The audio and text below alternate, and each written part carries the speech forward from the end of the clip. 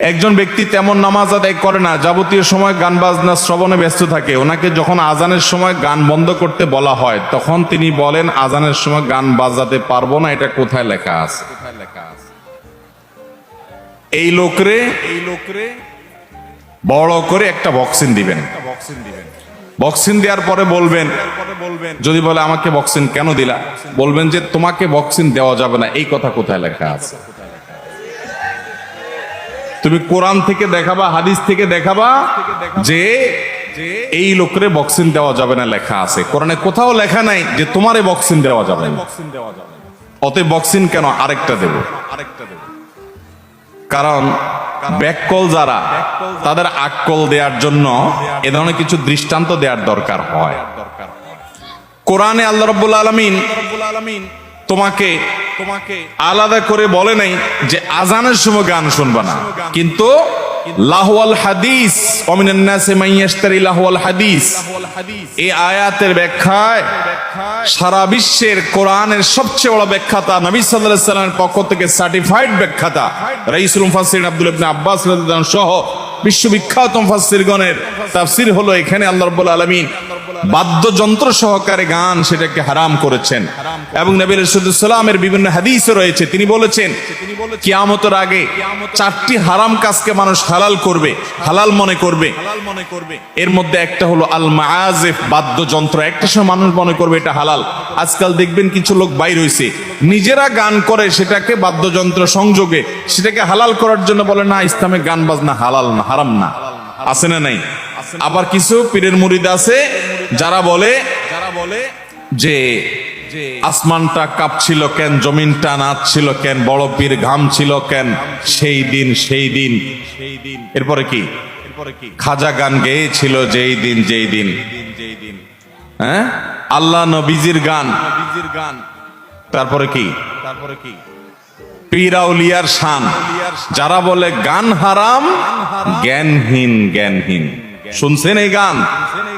বাউলরাই foul গান গায়। বুঝতে পারছেন? আপনার আকাম করতে মনে চায়, আপনি আকাম করেন, আল্লাহর সাথে আপনার বোঝাপড়া হবে।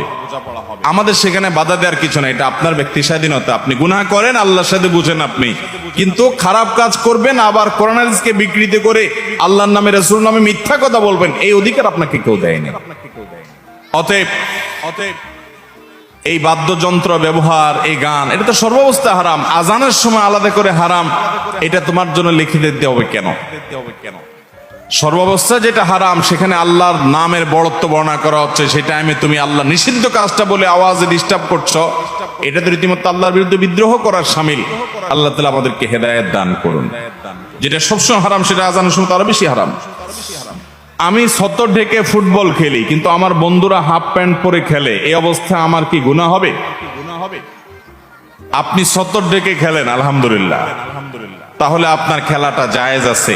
আপনি ব্যায়ামের উদ্দেশ্যে, রিফ্রেশমেন্টের উদ্দেশ্যে আপনি ক্রিকেট, ব্যাডমিন্টন, ফুটবল খেলছেন, কোনো হারাম কাজ করা ছাড়া। সেখানে জুয়া টুয়া নাই, জায়েজ হতে পারে।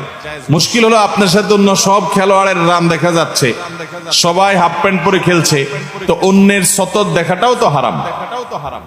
সতর নিজের উন্মুক্ত করাও হারাম, আর আরেকজনের সতর দিকে তাকানোটাও কি?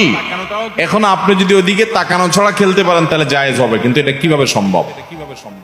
20-30 জন মানুষ একই মাঠে দৌড়াদৌড়ি করবে, বল পাস করবেন, নিবেন, তার সহযোগিতা খেলবেন, তাহলে সেক্ষেত্রে তার রানের দিকে তো আপনি তাকাবেনই। যারা এই প্রচলিত ফুটবল খেলা দেখেন, তারা শুধু এই একটি বিষয়ে চিন্তা করেন, আপনি এই লোকগুলোর সতত দেখা লাগা কি লাগে না? সতত ঢাকার ফরজ আল্লাহ তাআলা করেছেন, সেদিকে তাকানোটা হারাম। যেহেতু আল্লাহ তাআলা ফরজ করেছেন, তা ওইটা ঢেকে রাখাটা, সে উন্মুক্ত করেছে, সে গুনাহগার হচ্ছে, আর আপনি তাকাচ্ছেন, আপনিও গুনাহগার হচ্ছেন।